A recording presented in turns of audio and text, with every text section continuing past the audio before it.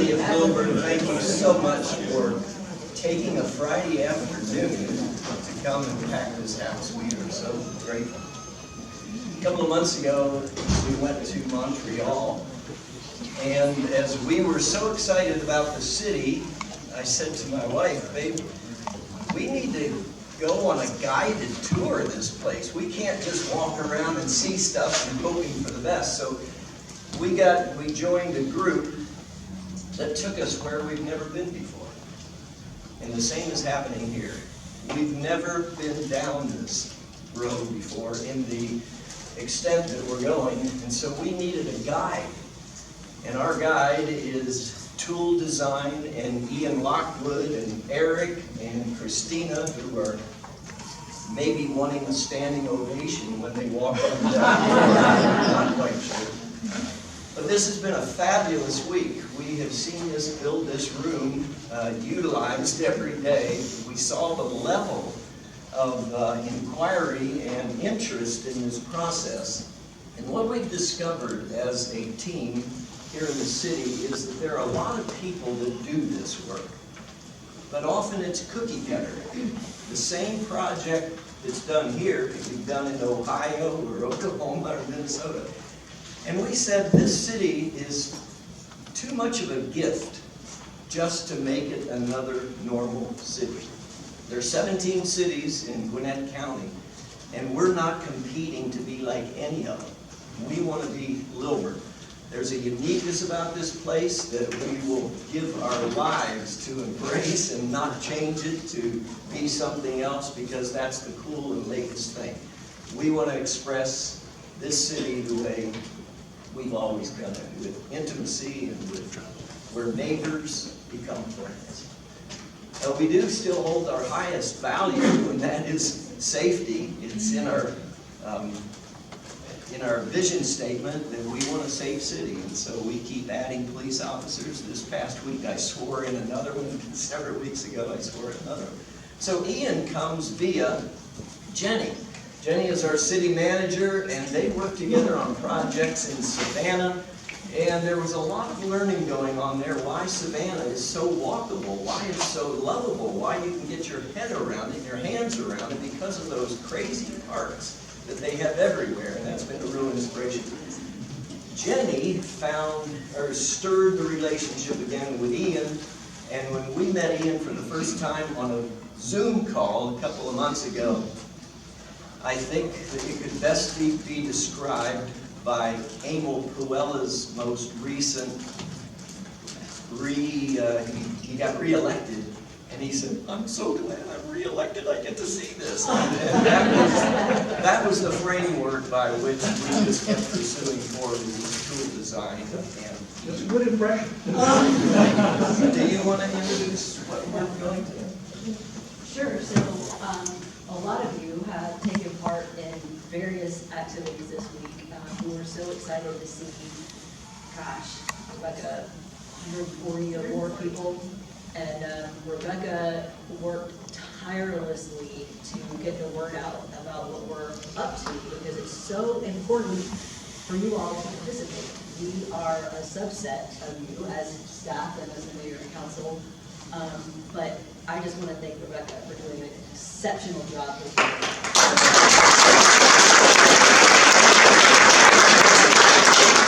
And so today is the culmination of all the work that has been done this week. And I'm sure Ian will explain that this is not the end of the process. This is the beginning of the process. But it gives us a concept that we're going to discuss today, which helps make Old Town Lilburn predictable for investors. And that's what we want to see investment in Old Town in the right way. So Ian, Eric, Christine, thank you so much for your tireless work this week. We appreciate you.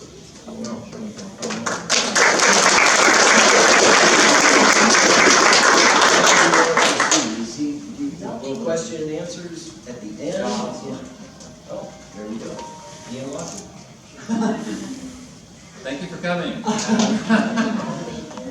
Thank you for coming all week. Thank you for coming on Wednesday night. You got some background music.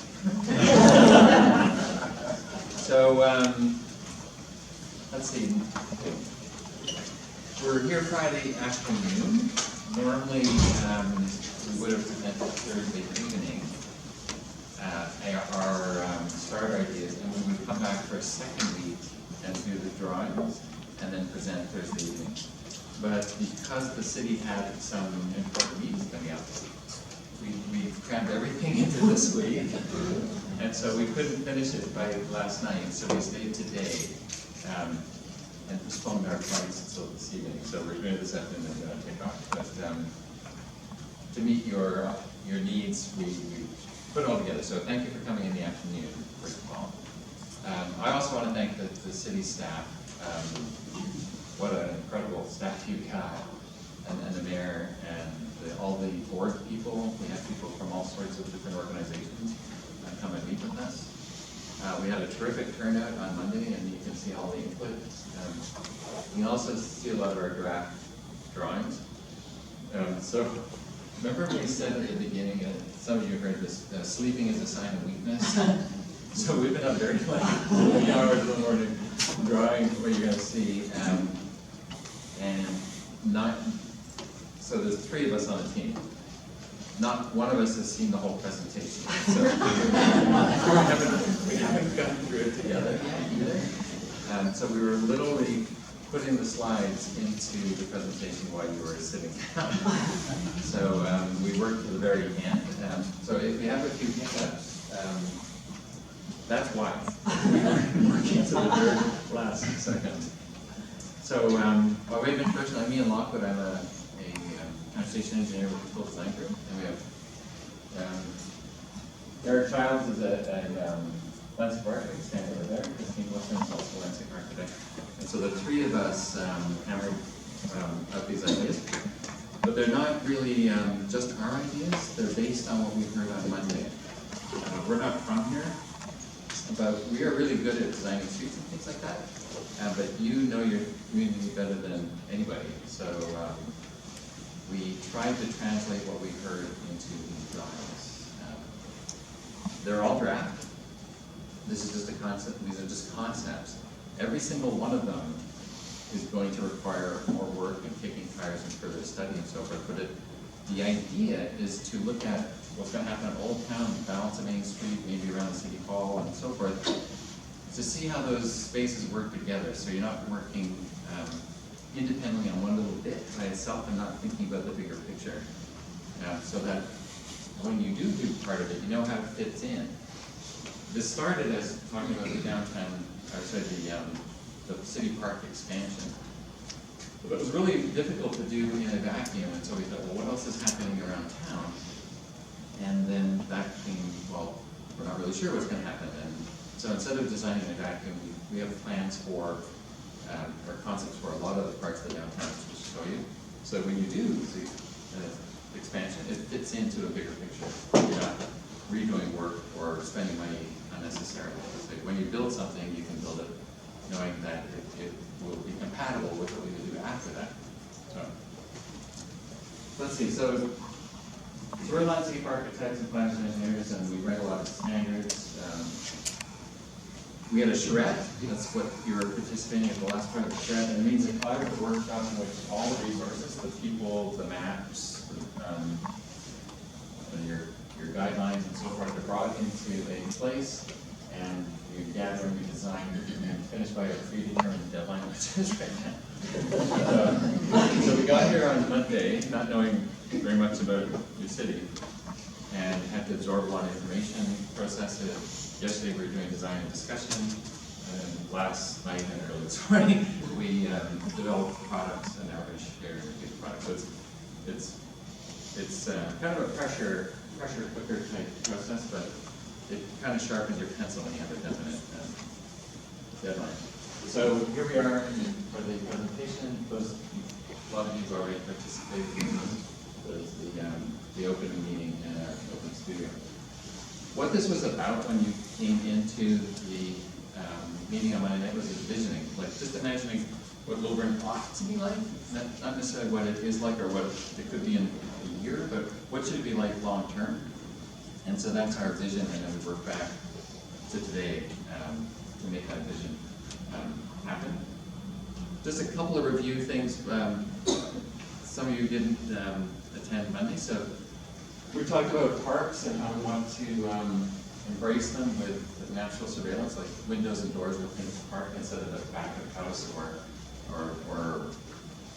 by itself where there's no sense of comfort because you're kind of alone.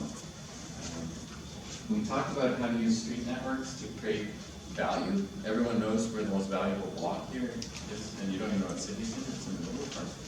Because the streets create relationships to that space, and so we're trying to create relationships to your Old Town area because everybody wants it to be very valuable and loved by the city, which it is already, but it can be more if you follow the principles.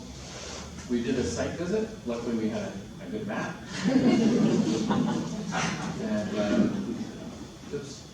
I'm not going to show all our pictures. We have hundreds of them, but we saw the park, the tracks, the trail, and then so that's our site visit in brief. And then we also talked about A and B frontage streets. A frontage streets are like what you want on your main street, where if you have a continuous set of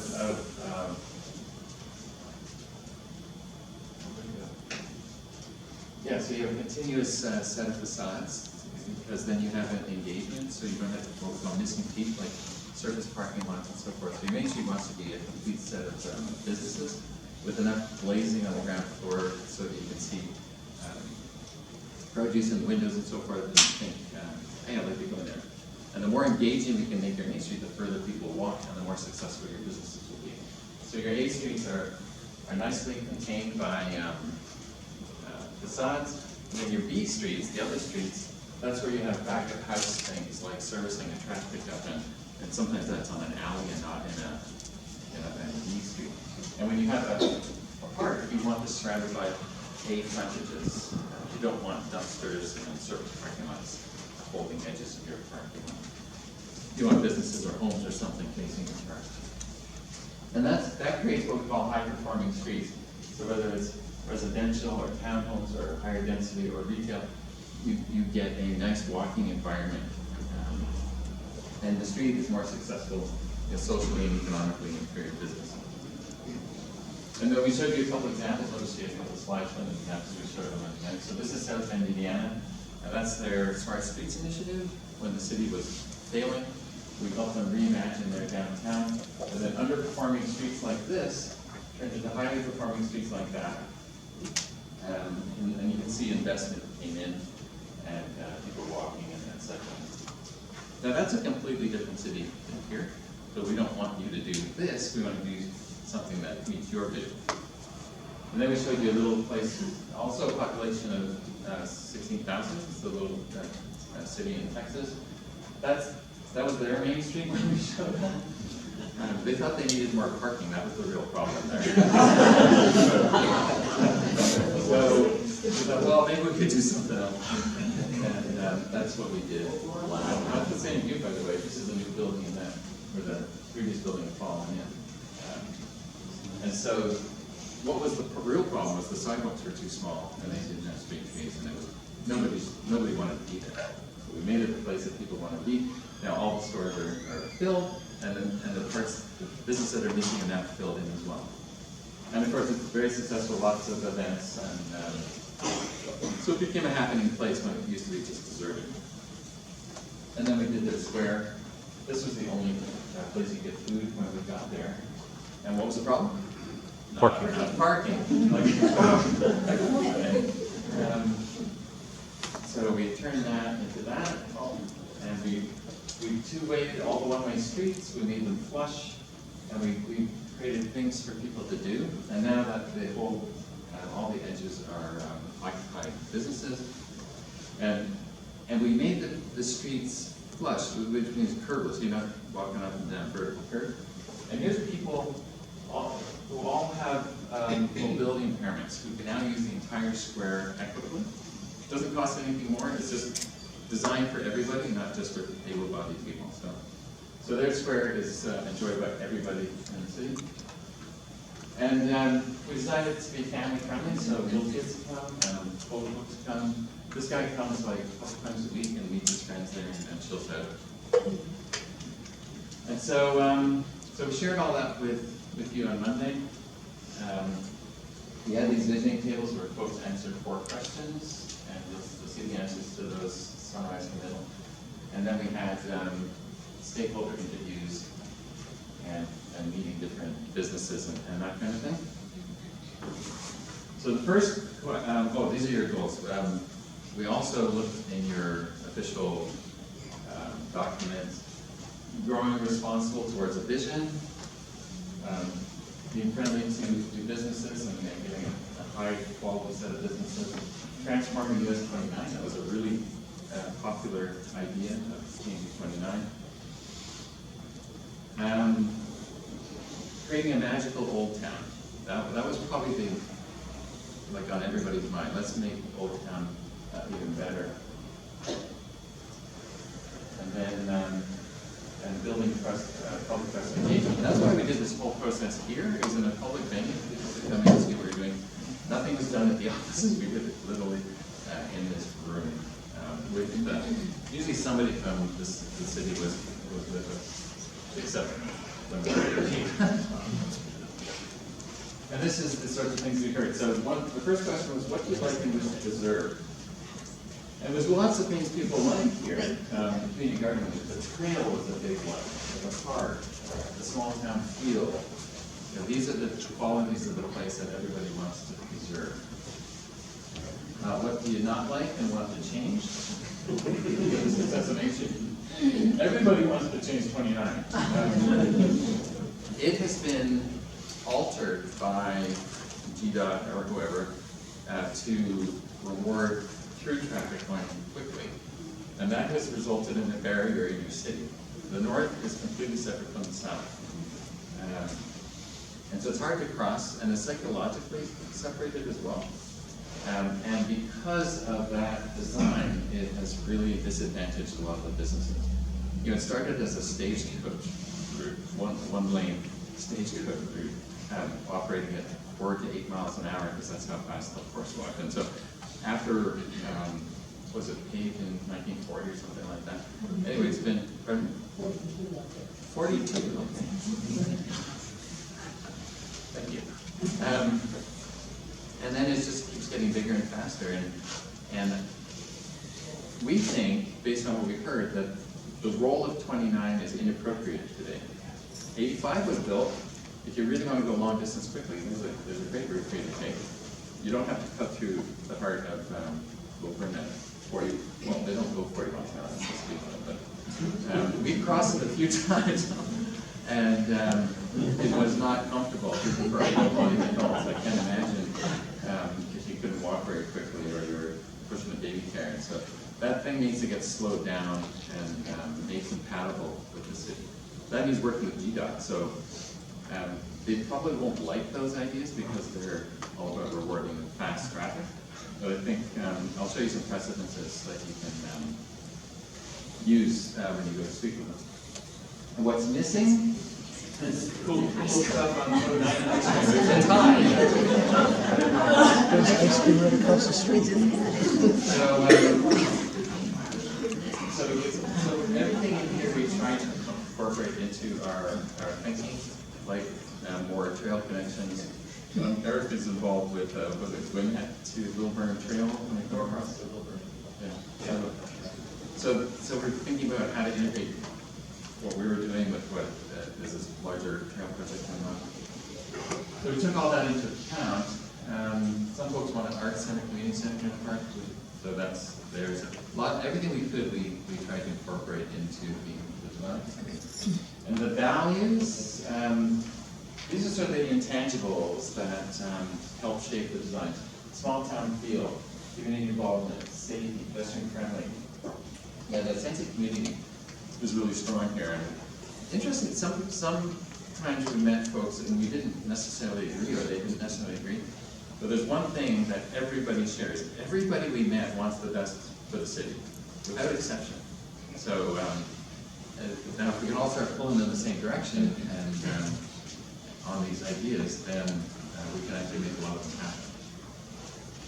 So this was a slide we did a build. We started out thinking about the large park expansion, and then we thought, okay, maybe we need to focus a little bit too here on the more active park.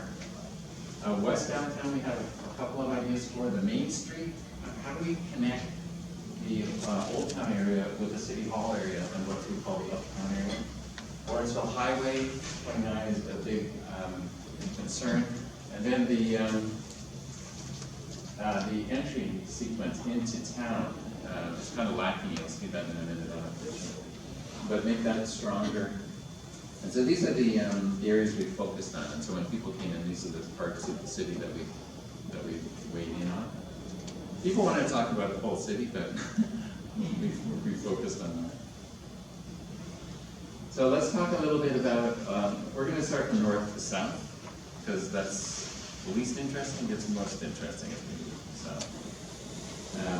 So this is what we call Uptown, and it's a collection of kind of suburban malls and that kind of thing that developed probably since the 50s or 60s.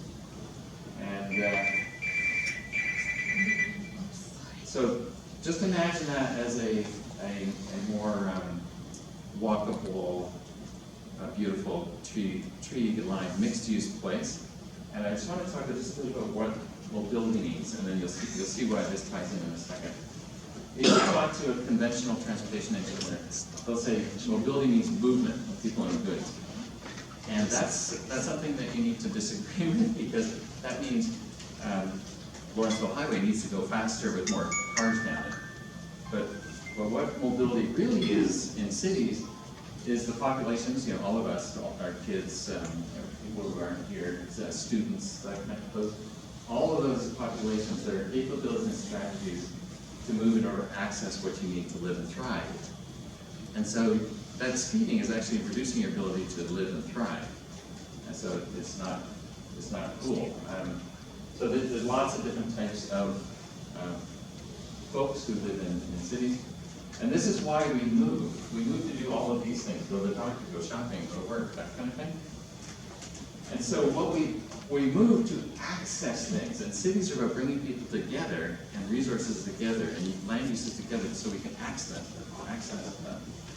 And so here's a little cartoon about that. Below mixed land use and density reduce my average weekend trip length by about 85%. So this guy gets it, right? This guy 3 feet. And so if we can provide the things we need in Uptown and Old Town, then we don't have to go as far to get them, whether it's food, entertainment, daycare, whatever it is we need. If it's close by, it increases our mobility with less movement. And that's what makes really cool cities. So, what could we do with something like this? So let's look at a precedent. So let's pick this area here, a big, some part of retail. Pardon? It's a grocery store, okay. Here's a mall. This is an example. It's surface park, just like most of this is. And a new mall got built up the road, which out-malled the old mall.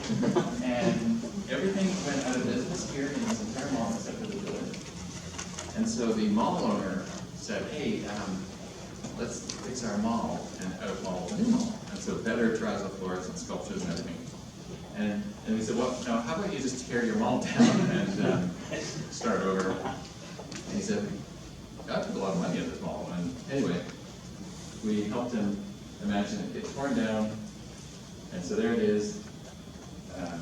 There it is torn down. And we built this with a little Main Street and all kinds of shops. And so when you're there, it's actually a place now. Now, unfortunately, my wife and kids will only shop here now. They won't shop at less expensive places. Because it's a nice place. And it parks at 5 spaces per 1,000 square feet, just like a normal mall. But it's actually nice to be in. And, it's family friendly. And so that has become a huge model for the whole area. And why that's been operating for a while. And then there's this thing we call a super block. And when you look at that uptown, it's filled with these big super blocks. What that means is there's no network. You just two streets, and that's all you got. So there was a super block north of our redone mall. So that meant anybody traveling down this state road, up to this state road, had to share this same corridor with that street. And it became a real problem traffic-wise. And so we reimagined it, torn down as well, and rebuilt over time with streets. And so these sorts of scenes, once we rebuilt it, started looking like this. So this street has probably double the traffic as Lawrenceville Highway. It's 6 lanes, it's just very hostile. And over time, it started to evolve. So now it has nice sides. The next script I want to show you is Charlotte. Because your uptown has so much potential, and this will illustrate that potential. So this is Charlotte, has these 5 old farm market roads that go to their downtown. And they were all getting congested and really busy. And in between those are the suburban areas. And you have a lot of suburban areas between your big streets too. So we called it the wedge and corridor plan. And the idea was to change the sort of the uptowns of the world along the corridors so that people can find their daily needs. There's the daycare, the food, and so on. So we came up with these little concepts for places like uptown, and we called them station area plans, because someday we thought there'd be transit running down these corridors, and the stops would naturally be in places like uptown. And so this is a Walmart and a Publix and a bunch of other stuff. So we reimagined it and do some renderings, and it's built now. So we did that about 20 years ago, and lo and behold, there's transit. And so someday Lawrenceville will have a lot of people who can walk and take transit into Atlanta and not drive as much. So that's the potential. So you want to make it transit ready is the point. This one's a little closer to home. I think it's called Moore. This is in Atlanta.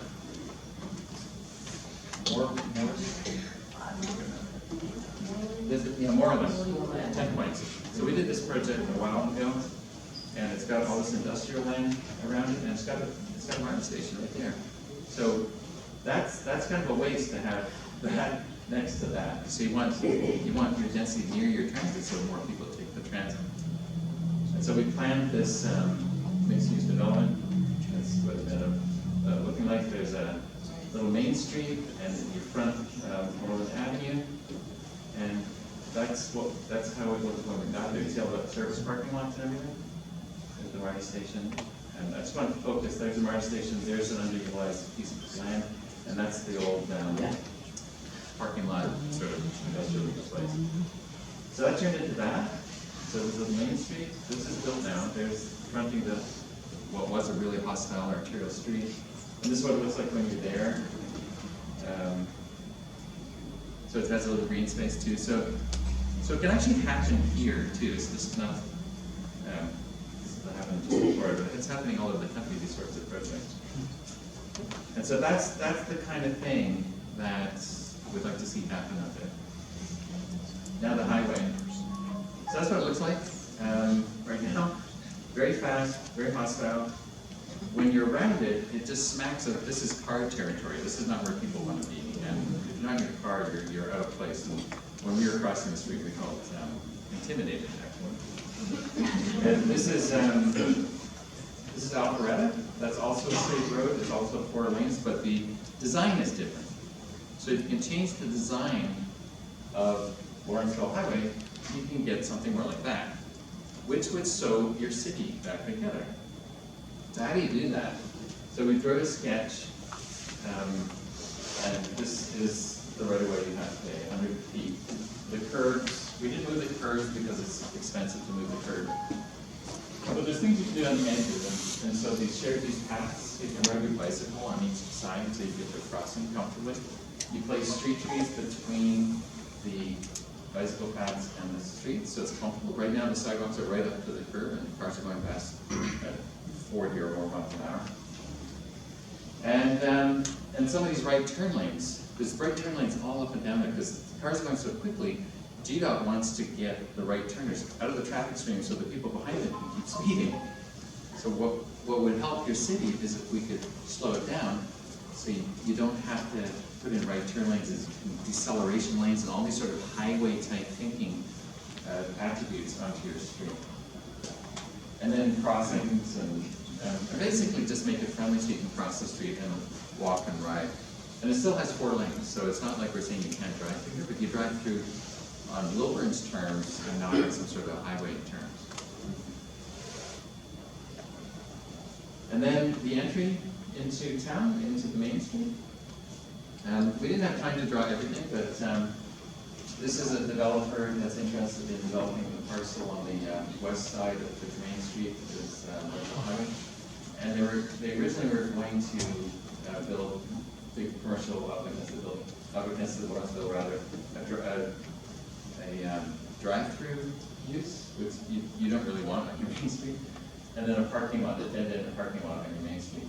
So we worked with them to change the design so that we have an engaging facade going down your main street, and a more rational parking lot, which means you don't have to go out of the parking lot to turn around and come back again, things like that.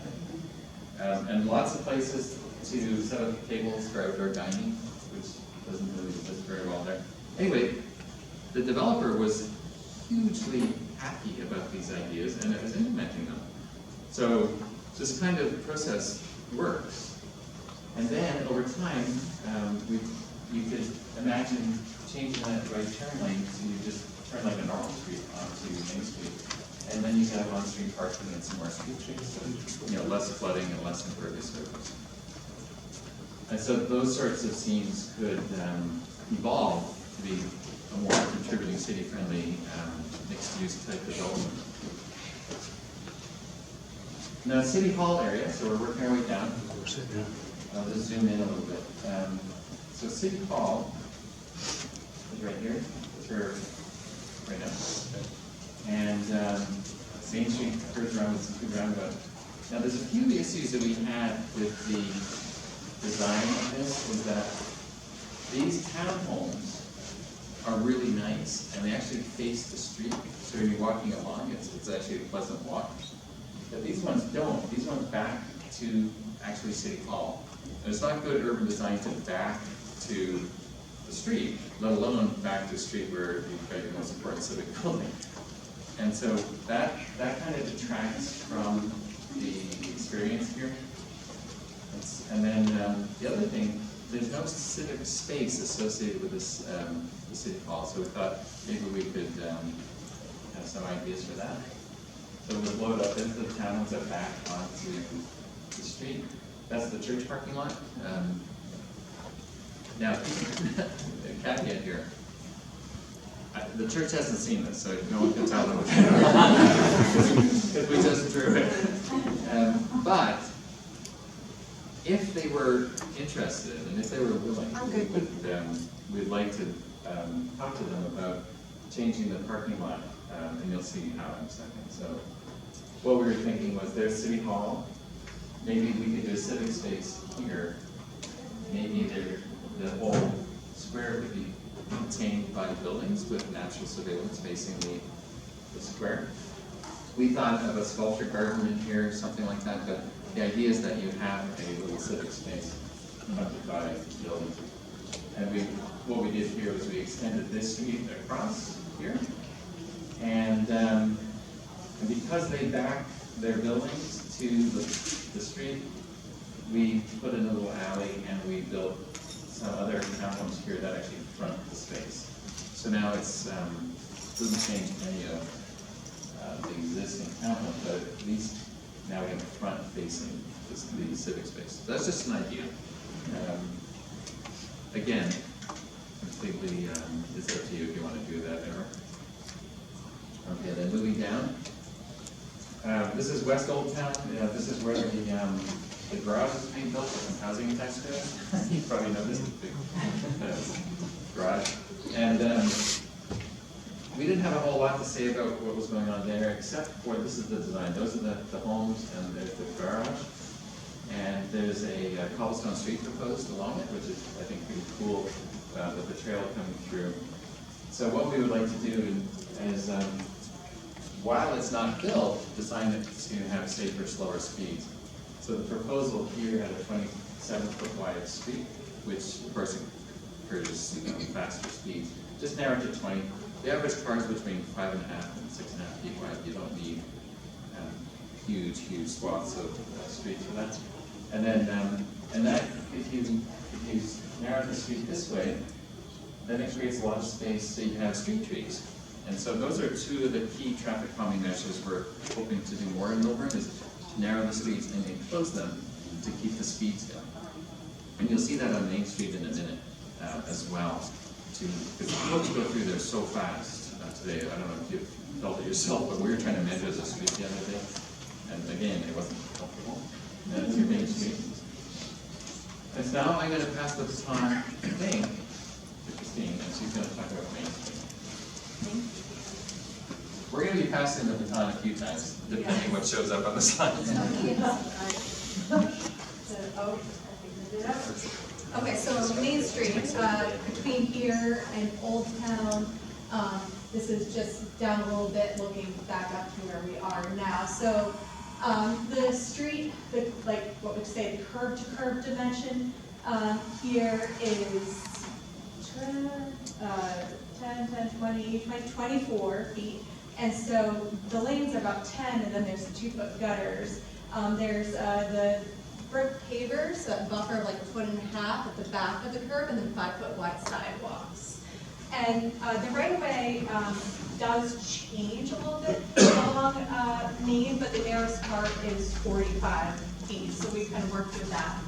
So what we do is we adjust the curb and gutter design, so we wouldn't reduce the visual asphalt lane width of it, but we reduce the curb to curb, get another 4 feet, and we would have we would propose a street tree strip at the back of the curb, which would be a nice buffer, better than the paver strip, because the paver strip is just really narrow and it doesn't have that any vertical, like a street tree, that kind of barrier, and doesn't provide shade. So we would adjust that streetscape to be able to accommodate this tree zone with streetlights as well. On one side, we keep the 5-foot sidewalk, but on the other side, we would propose a shared use path. And so that's pedestrians and bicyclists could more easily and comfortably, get between Old Town and where we are today, and the library, City Hall. So then going further down, Main Street to kind of Old Town section where we've heard, the perpendicular parking spots were on a lot of people's dislike list. I myself, getting coffee one morning, backing up our minivan here, that was not an enjoyable experience. So I kind of get it now. And so it's like the 30-foot wide, travelable lanes together, and an 18-foot of perpendicular parking, so it's a lot of space here. So looking at this, again, this right-of-way is 100 feet down in this section. So we would propose parallel parking instead of the perpendicular parking. Yes, that is a reduction in parking spots along that Main Street, but we locate parking on if you remember Ian talking about A streets and B streets, so more parking behind the buildings. So that would give us a lot more people space on the Main Street. We'd have amenity furniture zone, and so this row of trees right here, those are the existing trees. That's in line, when we measured out, that's in line with the existing trees along, like in front of 1910 and here in the front of. So we wouldn't blow those out, we would just be adding more trees. And so we have 17 feet of frontage zone space for the tables and chairs and umbrellas. And instead of that also being the sidewalk walking space, that would be moved out here, a nice 8-foot wide sidewalk, this amenity zone, the lighting, the trees, trash receptacles, bike racks in this zone, parallel parking, flush street. So we'd have the valley gutters on either side, so this would all be flush here. And then on the same side, this kind of further up Main that I just showed you, that same 11-foot wide shared use path for pedestrians and bicyclists.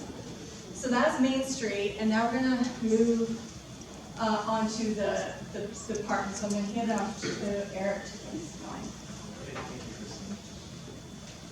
going. Okay, so we heard a ton of ideas from everybody for both parts of the park.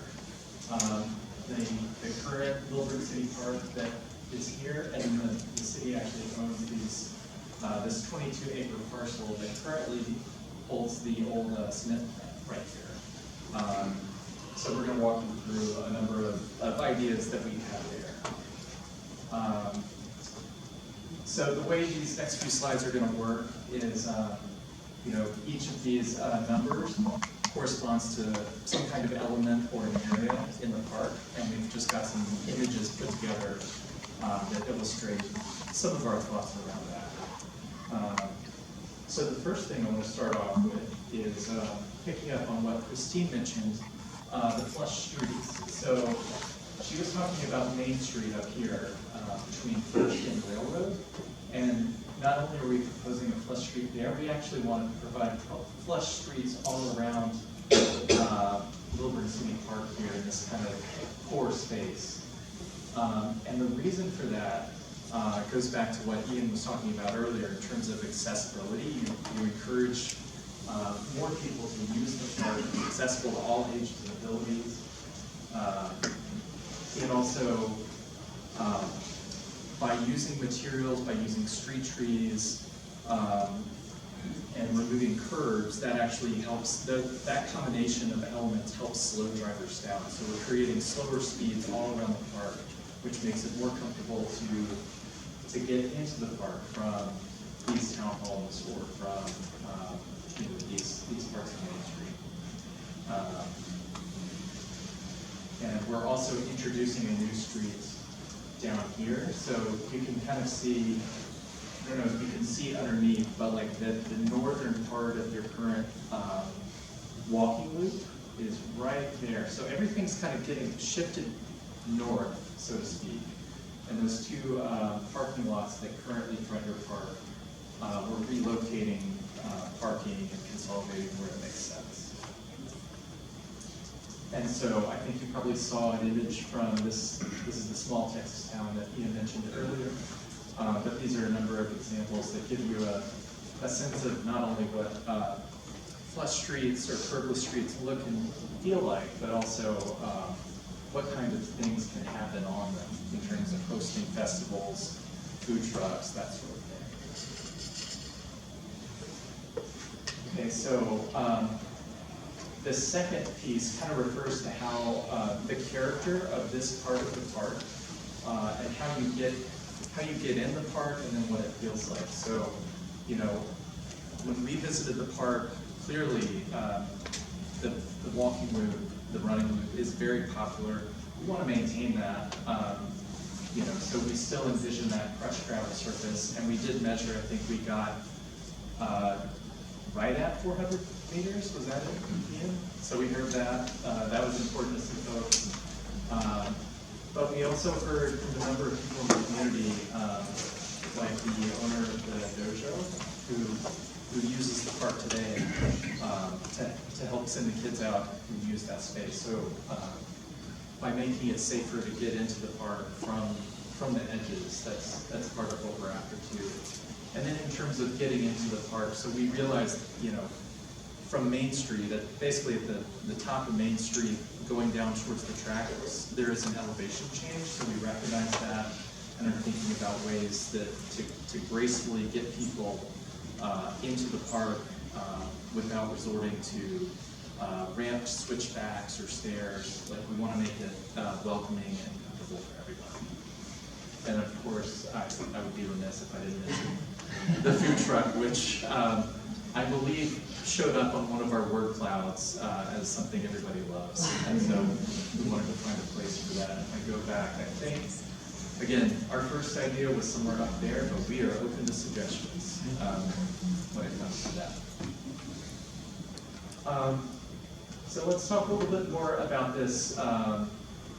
You know, I mentioned the new street. We're also showing some trailside development here. So what does that look like, and why are we doing that? Part of the reason for that is, again, going back to A streets and B streets, you want active uses on as many of your park edges as possible, and that's not only to make a healthy, vibrant park, it's also to put eyes on the park. And it's also an opportunity when you're introducing people into the park. If people are comfortable walking and biking down here, that's foot traffic in front of potential businesses. So this is an idea of what that looks like in terms of if you're oriented that the tracks are somewhere back here. This is your oval, and then this is your plus street. So we have a generous frontage zone, a sidewalk, street trees, parallel parking, your flush street with the valley gutters that collect stormwater runoff, and then comfortable access to the green space.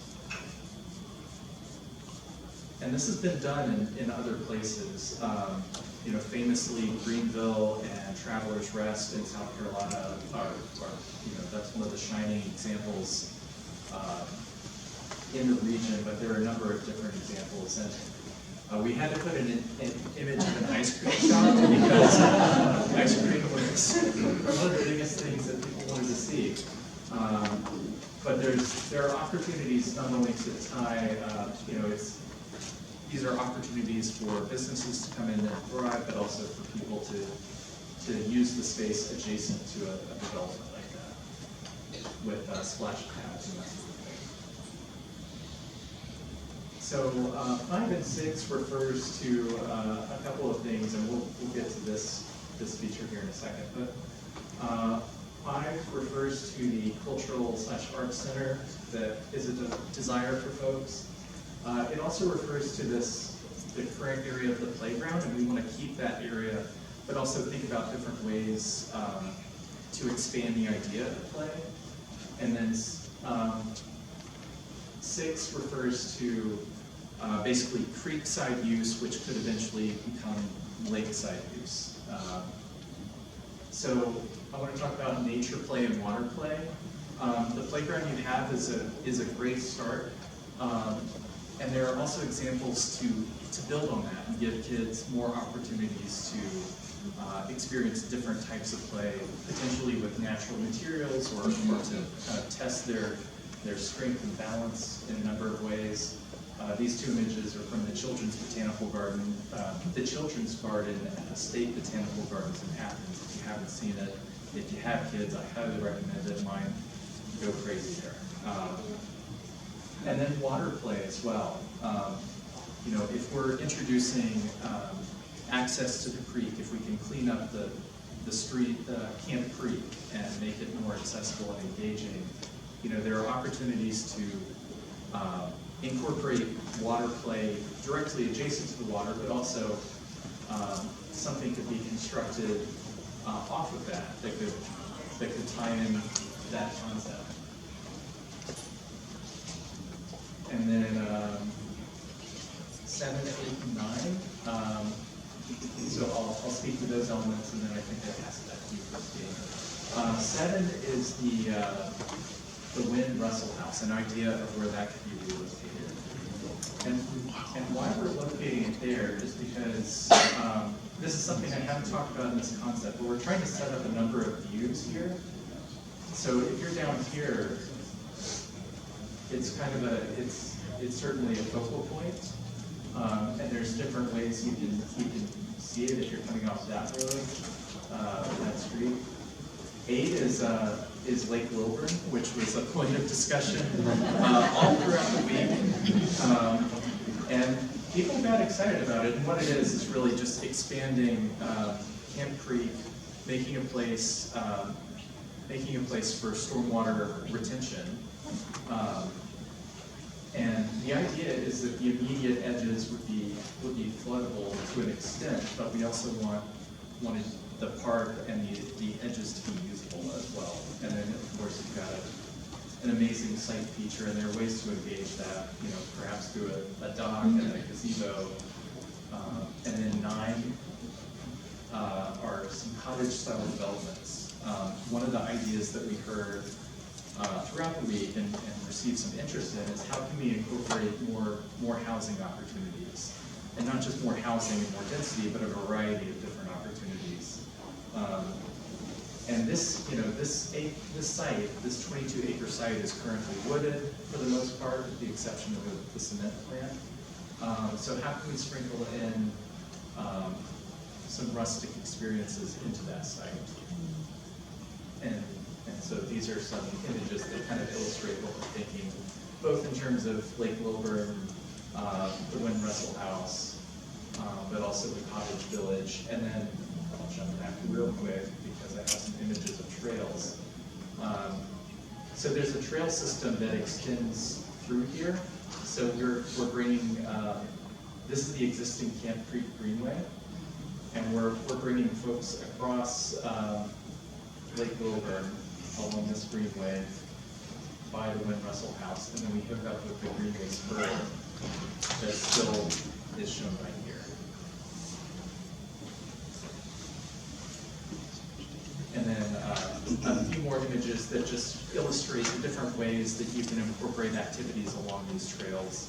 These are trailside nodes, so activities, exercise opportunities for all ages. These are called trail waysides or pull-offs, places to rest and relax. Again, opportunities for movement, and so forth. And so, Christine, I'm going to pass it back to you. So, 11, 12, 13, 10 are 10, 11, 12, 13, are all in the area of the cement plant. Or the concrete plant.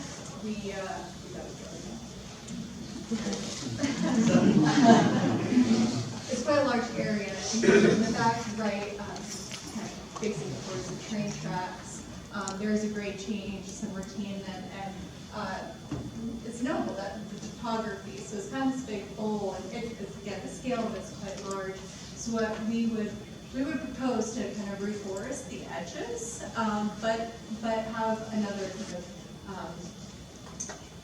node, I guess, of activity. So kind of a tree grove, so forested edges with a tree grove. We heard just talking to Ben's coordinator at the city that there's a lot of interest in having ticketed events in Lilburn. She gets reached out to about that, but you need to have a controlled space in order to host, certain types of events. So, anyways, I'm going to quote that. Sorry. Here's this kind of lawn tree grove nestled in the forest. Up in number 11 is a little pavilion. It could be open air, beer garden, or for art events, or it could be used for a number of different things. But we had that up by the new kind of Parkway Street through the 22 acres. 12 next to it is a potential area for a dog park. We heard interest in dog park, 13 basketball courts, and then right below that, skate park. So these are arguably a little bit noisier activities that, we could nestle in the woods here. And that kind of space could spill out in picnic tables, but it could be very, very kind of flexible, and you can have concerts or in this space. So here's just a couple of images of what that could be.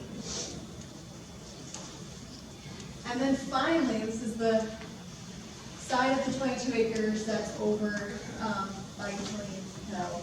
So we would swoop down the spur trail, follow this new street, which actually follows, for the most part, the curvature of the current drive into the concrete plant. It is quite a bit of a grade change from Killian Hill down towards the middle of the area towards the concrete plant. 14 is kind of a potential area for some parking, kind of in the woods. And then 16, we would pull the spur trail in front of some additional trail-oriented development, which would sort of have natural surveillance on the trail, and then facing out onto Killian Road, again, with that grade change, maybe it's like, say, 2 stories on Killian Hill, but 3 stories, that's the type of grade change we're dealing with over on this side. We put in a roundabout. We've heard a lot this week about the traffic on Killian Hill, so we don't want to make it worse, we want to make it better with this park design. So I think we have some final images. Again, yeah, trail size development, not, eyes down on the greenway, tree parking lot, the spur trail, Wednesday. Yeah, so a variety of trails through this 22 acres. So I'm going to hand it back to Ian. Thank you. Oh, it's great to see those slides for the first time.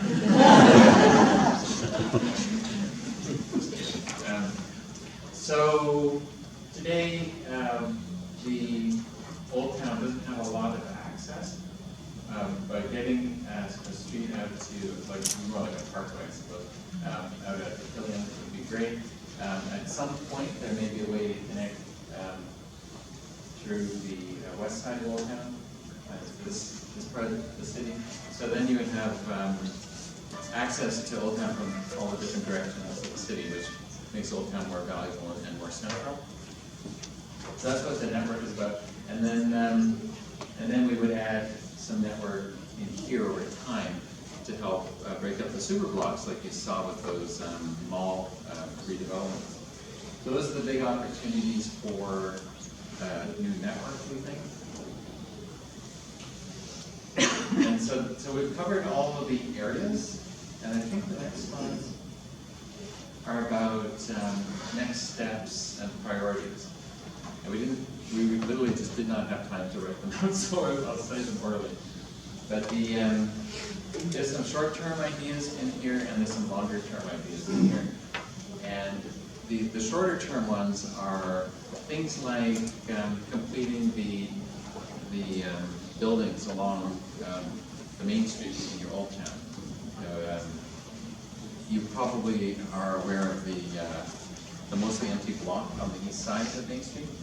And it's kind of interesting too, it has that grade change where the Main Street's higher than the service road below it.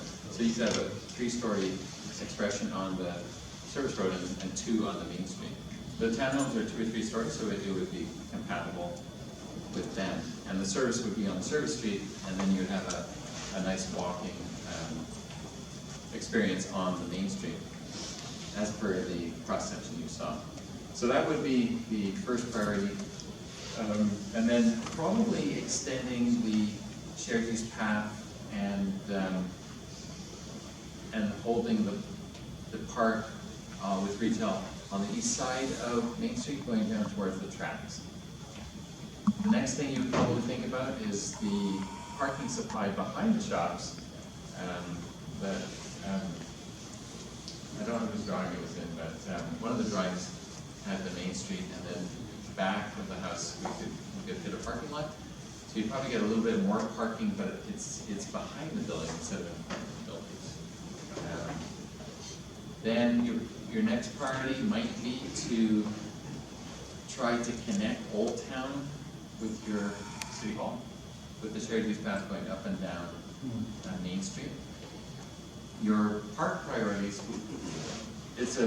one of the cool things I think about the ideas is right now your parks are fronted by the 2 parking lots. So you have all your businesses, then parking lots, and then park.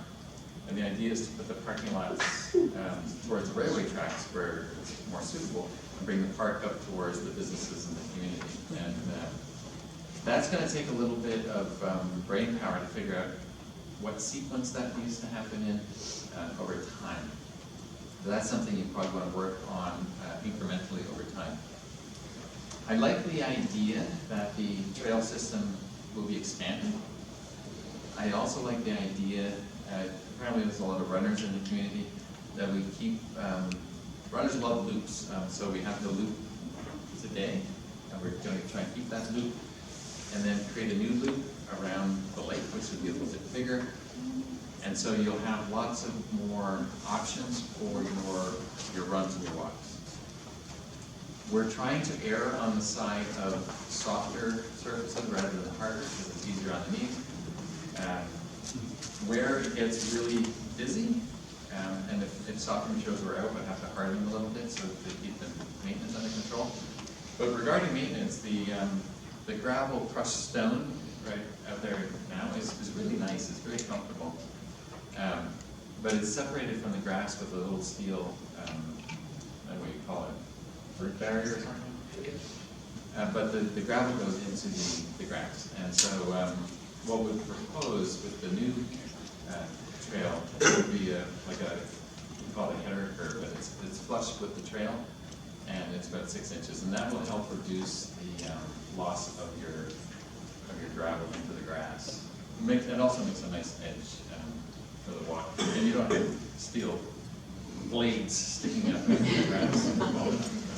Anyway, be a nicer edge. I think getting the retail eventually down by the tracks, so you have the parking area by the tracks and then a retail zone. Above the retail, you get some more housing. Folks told us that they would like to have a rooftop dining area. That would be kind of nice. So those are in the drawings that we showed you. There's a couple of places that you could do that. You could do that anywhere. And then you're going to have a really nice contained park. People talked about the views. They're really important. So we had plenty of trees around the edge of the park. But also, we opened up the views. There's not, if you look at it towards the east end of the park, there's less trees, so you can actually see the lake. Then you can see the forest on the other side of the lake. And what we're hoping for is what's the name of the house again? Wind Russell. Wind Russell House. It's a nice white house. That it would reflect off the lake, so with the background of the woods and so on. So we're trying to create some really pretty views. It was a little bit cryptic, but if you actually study the views down the existing streets, there's always something in the long view. So we're trying to create these macro views to make the park more engaging, to draw people towards it. And as you walk towards the park, on any of those streets, it reveals itself over time. So it makes a much more engaging, attractive park, even just as you approach it. So there's all these little things that we've built into the concept. But again, every one of these concepts we just developed this week. So they need to be tested and tried and more thought put into them. But it's a start. What we were really going for during the whole week was the relationships between the different spaces, if they make sense. Like if you were to put some of the more natural play and water play and so forth into your play area, we want to make sure that you don't have to take it out when you make an expanded trail system or something. So you can work on all the different parts in some sort of sequence. You don't have to redo work. So, what are the next steps? So, the ink is still drying on some of these drawings. So we are going to take those and make some kind of document with them. So it'll have the diagrams in it, and we're going to focus on why we did what we did, not just what it is, but how come. And we're also going to provide a list of the design and planning principles that were provided, because you're also doing your comprehensive plan. And so part of it would be to, like for townhouse placement, not to back townhouses against streets. I think every second group who came to Monday night's public meeting said, don't have the back of buildings face the streets anymore. And so those are the sorts of principles that we will list so that you can build them into your comp plan so that those sorts of things don't happen again. And then you actually have fronts of buildings facing your streets. We also like the idea of streets having trees next to them for shade because it's hot, and have the sidewalk away from the curb so you're not walking next to traffic. I suppose the last thing we really want to emphasize is how to help reduce the speeding and the aggressive driving in town. We heard that a lot, especially with parents. So how do we do that? So those principles will be listed as well. So is there anything else with like that? That's a big overview. We could do a graduate course on some of that.